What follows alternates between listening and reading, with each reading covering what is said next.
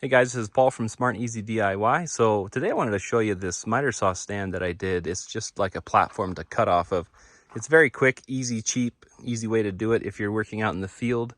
So I got in my garage here, I'm doing a lot of repeatable cuts, so I needed to be able to have a nice solid platform to work off of. So I just set it up on sawhorses. You can do it on either side of the sawhorses. These sawhorses are made so you can put a 2x4 on edge. So I did that on the back side here to stiffen it up a little bit. But then I just got some 2x6 16s because I knew I was going to be cutting some long material, 16 footers for some of it. Well, I put these four on here, screwed them together just with some scraps, 2 by every 4 feet or so underneath. Screwed them together, and then the saw itself, the height of this part of the saw is 3.5, same as a 2x4 on edge. So I was able to put 2x4s on edge every so far. I kind of did it a little bit under 8 feet, a little under 10, a little under 12. That way, when I'm cutting those, I knew I was cutting a little bit off. They would still be supported, even though they're supported often enough that it's okay. Then I put a straight 2x4 out here to extend my fence all the way across. So that is squared up with this fence right here on the saw. So it basically just extends it out through there. Then I'm doing a lot of repeatable cuts, so I needed a stop. So I just screwed a couple blocks together here, flat, and I screwed one on top of here. So these can all move around with a couple screws.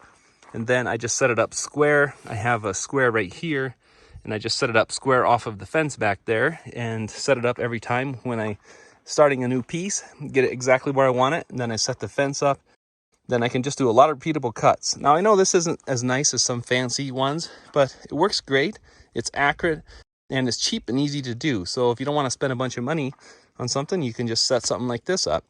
You can do it on the front of the sawhorse or the back, and just some simple screws. And then when you're all done, just take the screws out, use the lumber for whatever you're going to use it for, and a few holes in it. It's not going to matter anything, but it does a great job. The nice thing too is you can set it up for right hand or left hand. It depends how you want to do it. So you could easily put this saw over on that end if you wanted to. A lot of times they're just have spots so you can screw them down, which is what I did, so it doesn't move. So I don't have to worry about that. But it gives a nice, solid, accurate platform for just using some material that you have laying around on the job site. So it works pretty nice. It's kind of cheating, but I set up a canopy for working because it's very hot today.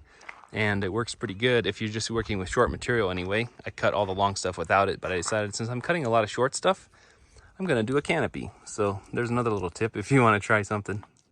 If you found this video helpful, let me know. Subscribe to my channel. Watch out for future garage videos coming up as I am in the process of building that next.